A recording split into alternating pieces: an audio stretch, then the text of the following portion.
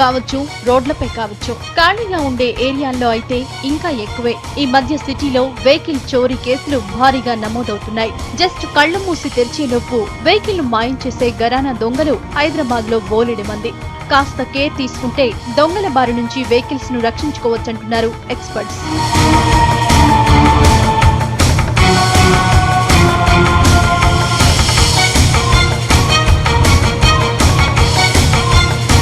సాధారణంగా పార్కింగ్ ప్లేసుల్ని ఎక్కువగా టార్గెట్ చేస్తుంటారు దొంగలు. బ్యాంకుల ముందు, ప్రభుత్వాఫీసుల ముందు చోరీలకు కొదవేలేదు. శివారు ప్రాంతాల్లో అయితే దొంగతనాలు ఎక్కువగా జరుగుతుంటాయి. దొంగతనాలకు గురవుతున్న వెహికల్స్ లో 2 వీలర్స్ సంఖ్య ఎక్కువ.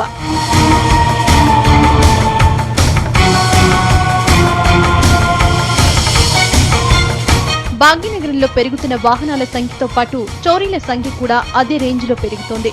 2008 నుంచి ఇప్పటి వరకు 16,783 బైక్లు చోరీకి గురైనట్లు జంట పోలీస్ కమిషనరేట్లలో కేసులు నమోదయ్యాయి. 2,400 కార్లు దొంగతనానికి గురైనట్లు రికార్డులు చెబుతున్నాయి. ఈ 4 ఏళ్లలో గతేడాది వాహనాలు ఎక్కువ చోరీకి గురయ్యాయి. ఇక కేసు నమోదు కాని వాహనాలు కూడా బోలెడు.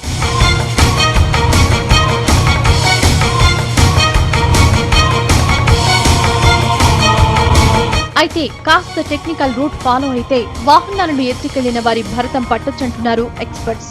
ఇప్పటికే కార్ల కంపెనీలు జాగ్రత్తలు తీసుకుంటున్నాయి. దొంగల నుంచి కార్లను రక్షించుకునేలా తయారు చేస్తున్నాయి.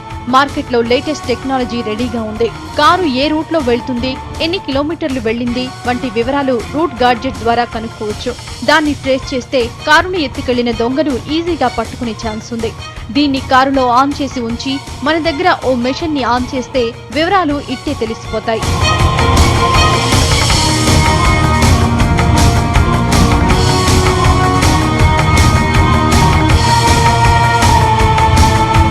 ఇప్పుడున్న ఆటోమేటిక్ తాళం కాకుండా రిమోట్ తాళం, గేర్ తాళం కూడా చాలా మంది యూజ్ చేస్తున్నారు.